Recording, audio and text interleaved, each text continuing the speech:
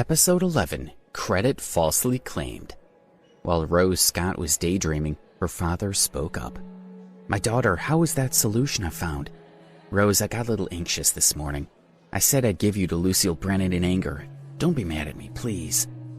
Her father's words made Rose blush even more. "What are you talking about? My friends are all listening. You said you'd given me to Lucille. How could you have said that?" she exclaimed. Rose's face turned red as she stood up and walked a few feet to take the call personally. "Dad, you're not the one who found a solution, are you?" Rose asked. "If I could have found a solution, do you think I'd let you spend the night with Lucille?" Rose closed her eyes and took a deep breath, pushing down the curses that were rising in her throat. "Can you not mention this anymore? My friends all knew and were listening just now. You've completely embarrassed your daughter." "Your friends were all there? Oh, but it's not my fault. Rose, why didn't you mention that when you made this call?" her father asked. Moving on. I wish I could find a hole to hide in." Rose held her forehead in her hands. "Why did you not mention it? I thought that you were just trying to show off in front of your friends that you had connections and found a solution. But now I see you haven't shown off. You've become an idiot who blew this up into a scandal," her father exclaimed. He paused, then added, "Hey, Rose, could it be that a friend of yours helped you find a solution?" "A friend?" Rose turned around and glanced at the other people around the table. It was quite possible. They had all made calls for her. "It's probably because of a friend. They did us a big favor, so you have to thank them well," her father said. "Fine, that's it. I'm hanging up." Rose's attitude was much more casual now. Could it be that a friend had helped her? Before, her father was scolding her, and now he's making her feel bad. Wait a minute. The person who helped our family could be related to the president of the New York City Merchant Union, William Chase. This matter seems solved through William. This friend is no ordinary person," her dad added at the end. After hanging up the phone, Rose walked back to the dining table with suspicion. After hearing about this, everyone was very interested. Who was it that could get so close to the president of the union? Rose's expression was very calm. She scanned everyone's face and finally locked her gaze onto the right side of Betty Thompson's head.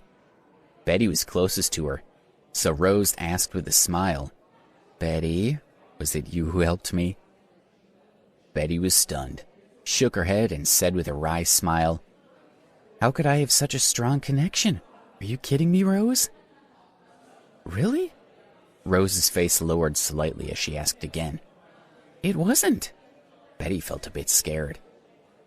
Rose's gaze shifted to Stacy, who was sitting beside Betty. "Stacy, did you help me?" No, I can't take credit for it. Rose, I've already used up my favors with all the relatives that could have helped," Stacy said as she shook her head. Rose's gaze turned to each person one by one. "Joe, did you help me? Ben, was it you?" Rose asked everyone, but when she got to Alex, she skipped over him. She was not sure about the others, but she thought to herself, "This Alex, this fool that dared to enter a Metro Skybank without a card. Was it him? Is this a joke?" "Then who was it?" Rose lowered her gaze as she seriously pondered this question. A name flashed through her mind like a bolt of lightning. Zane! Apart from the people here, the only person Rose had contacted was Zane. Zane must have been the one that helped. Rose grabbed her phone and called Zane. Was it him? How could his family have a relationship with William Chase? She asked herself.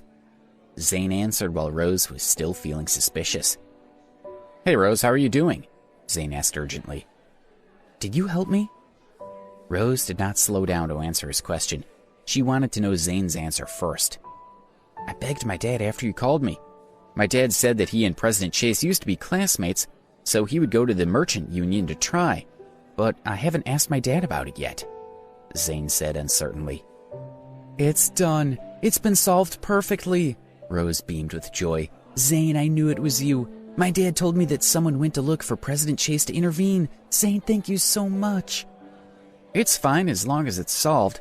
What is there to thank me for? It was nothing." Zane's tone softened. You also know how strong the Heavenly Lion group is. Even if they were to disappear or go bankrupt, Lucille definitely won't let this spat go like that. I might have been... Look, you've helped me a lot. Rose felt a lingering fear in her heart as she thought about this. The gratitude she felt towards Zane intensified, and tears started to well up in her eyes. Don't think like that. Zane smiled faintly. Come to Rookie's Lodge now. I'll treat you here. I'll thank you in person. Rose invited him enthusiastically. Yep, I'll head over right away, Zane agreed.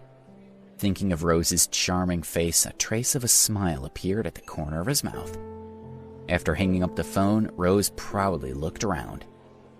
When the others heard about the president of the merchant union, they were shocked. Someone who could befriend the president was no ordinary person. Rose had such a good friend. How could they not be envious? They looked forward to seeing Zane. Zane was studying at Preston University, and he was not far from campus.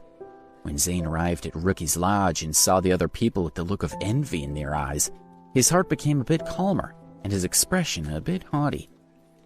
Zane was 6 feet tall and a bit chubby with a slightly oily complexion to his white face. Hi, Zane. Rose walked up to Zane with a smile on her face and grabbed his hand.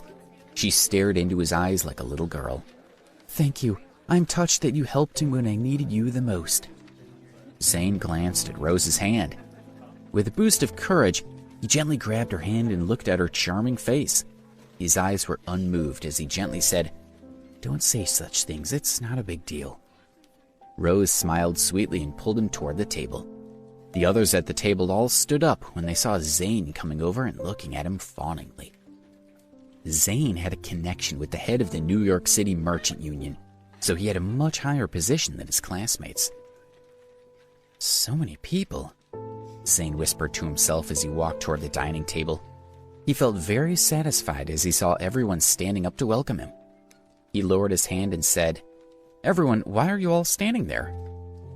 After Zane's words, they all sat down. You sit with me. Rose pulled Zane toward her seat, but he was so strong.